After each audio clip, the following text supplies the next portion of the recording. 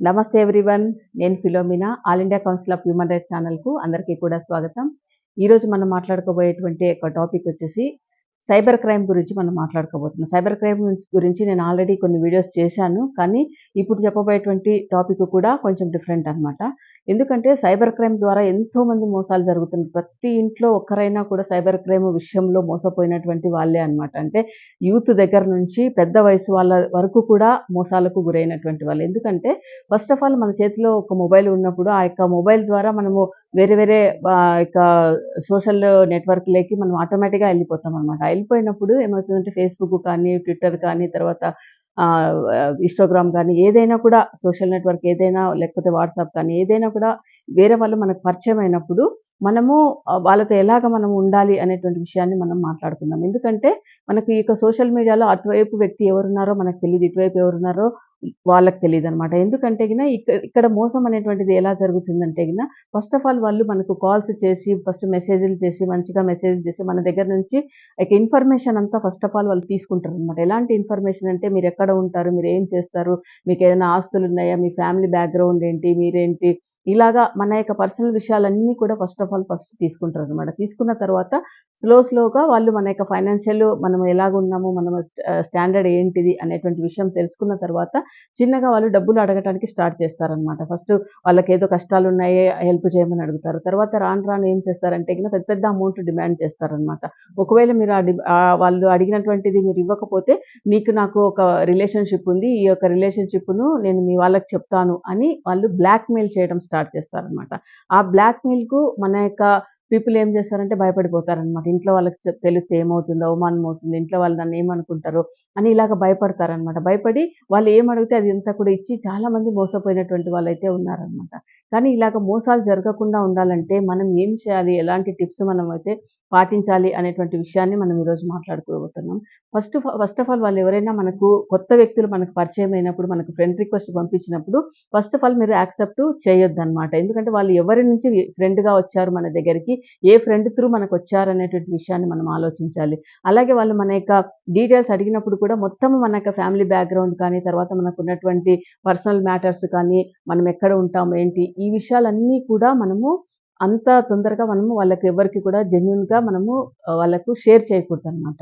అలాగే మనము ఇంకా మనకు సంబంధించినటువంటి వ్యక్తిగత విషయాలు, మన యొక్క మైనస్ పాయింట్లు, ప్లస్ పాయింట్లు ఇవన్నీ కూడా మనం షేర్ చేయకూడదనమాట. ఎందుకంటే వాళ్ళు ఇవన్నీ కూడా మనలో ఉన్నటువంటి ఇక పాయింట్స్‌ని లాగటానికి మనల్ని ఒక అంటే ఒక సెంటిమెంటల్‌గా వాళ్ళు మాట్లాడి అలాగ చేయటం జరుగుతుందనమాట. కాబట్టి అలాంటి విషయాలు కూడా వాళ్ళతో మనము షేర్ చేయకూడదనమాట. ఇంకొకటొచ్చేసి ఒకవేళ ఎవరైనా ఇలాంటి ప్రాబ్లమ్‌లో ఇరుక్కున్నప్పుడు ఏం చేయాలంటే ఇమ్మీడియేట్‌గా ఫ్యామిలీకి చెప్పాలనమాట. నేను ఇలాంటి సమస్యలో ఇరుక్కున్నానని ఫస్ట్ ఆఫ్ ఆల్ ఫ్యామిలీకి చెప్పాలి. అది అవమానం కానీ, లేకపోతే ఏమైనా అనుకోనియండి ఫస్ట్ మనం ఫ్యామిలీ దగ్గర షేర్ చేయాలనమాట. షేర్ చేయకపోతే ఏమవుతుందంటే, అటువైపున ఉన్నటువంటి వ్యక్తి ఎవరో మన ఫ్యామిలీకి మన గురించి బ్యాడ్‌గా చెప్పినప్పుడు, అప్పుడు మనకు ఇంకా ప్రాబ్లమ్ అయితుంది. కాబట్టి ఫస్ట్ ఆఫ్ ఆల్ మనం ఫ్యామిలీకి చెప్పాలి. సెకండ్ వచ్చేసి ఒక అడ్వకేట్ దగ్గర ఏదైనా సజెషన్స్ తీసుకోవాలి ఇలాంటి సమస్య ఉన్నప్పుడు. లేకపోతే ఇంకా మనకి ఎవరైతే వెల్ విషర్స్ ఉంటారో కౌన్సెలింగ్ ఇచ్చేటువంటి సెంటర్స్ ఉంటాయి. అక్కడికెళ్ళి ఏం చేయాలి? ఈ సమస్యలో నేను ఇరుక్కున్నాను అని అక్కడి నుంచి మనము సహాయాన్ని పొందవచ్చనమాట. లేకపోతే అలాంటి వ్యక్తులు ఎవ్వరు మనకు లేరు. ఇంకా ఎలాగా అనుకుంటే మనకొక హెల్ప్ లైన్ ఉందండి. అది 1930కు మనము కాల్ చేయొచ్చనమాట.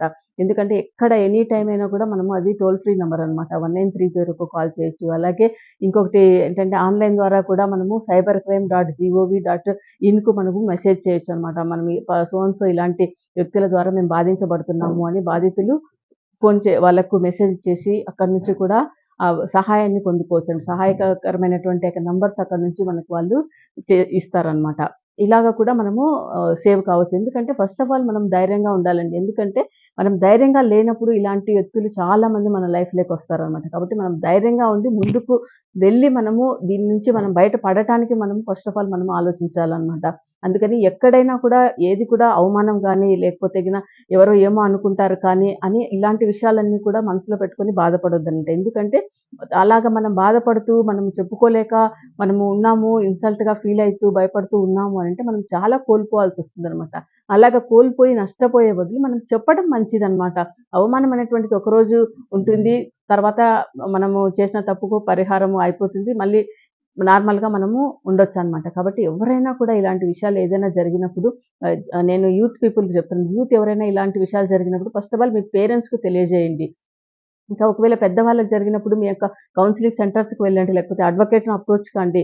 ఇంకా ఇంకా మీకు సజెషన్స్ కావాలంటే గిన నేను చెప్పినటువంటి ఆ యొక్క టోల్ ఫ్రీ నంబర్ ఉంది కదండీ! ఆ నంబర్‌కు కాల్ చేయండి. అక్కడి నుంచి మీరు సజెషన్స్ తీసుకోండి. దాని ప్రకారం మీరు ముందుకు వెళ్ళొచ్చు. ఇమ్మీడియేట్‌గా వాళ్ళ నంబర్ ఎవరైతే మిమ్మల్ని అరెస్ట్ చేస్తూ ఉంటారో అలాంటి నంబర్స్‌ని ఫస్ట్ ఆఫ్ ఆల్ మీరు ఆ యొక్క నంబర్‌ను బ్లాక్ లిస్ట్‌లోకి పెట్టేసేయండి. ఇలాగ మనం కొన్ని విషయాలలో మనం అలర్ట్‌గా ఉంటున్నప్పుడు మాత్రమే మనము ఈ యొక్క సోషల్ మీడియాలో ఉపయోగించుకుంటూ మనం ముందుకు వెళ్ళగలుగుతామండి. కాబట్టి అందరూ కూడా జాగ్రత్తగా ఉండండి. సైబర్ క్రైమ్ అనేటువంటిది రకరకాలుగా కొత్త కొత్త మార్గాలలో సైబర్ క్రైమ్ చేసేటువంటి వాళ్ళు కొత్త కొత్త మార్గాల్లో వస్తారు. ఎందుకంటే ఆ ఫోను నంబర్ వాళ్ళ పేరుతో ఉండదు. ఇంకొక ఎవరో ఫోను నంబర్‌ని వీళ్ళు యూజ్ చేస్తుంటారనమాట. వాళ్ళు ఉండేటువంటి అడ్రెస్‌లు వాళ్ళవి కావనమాట.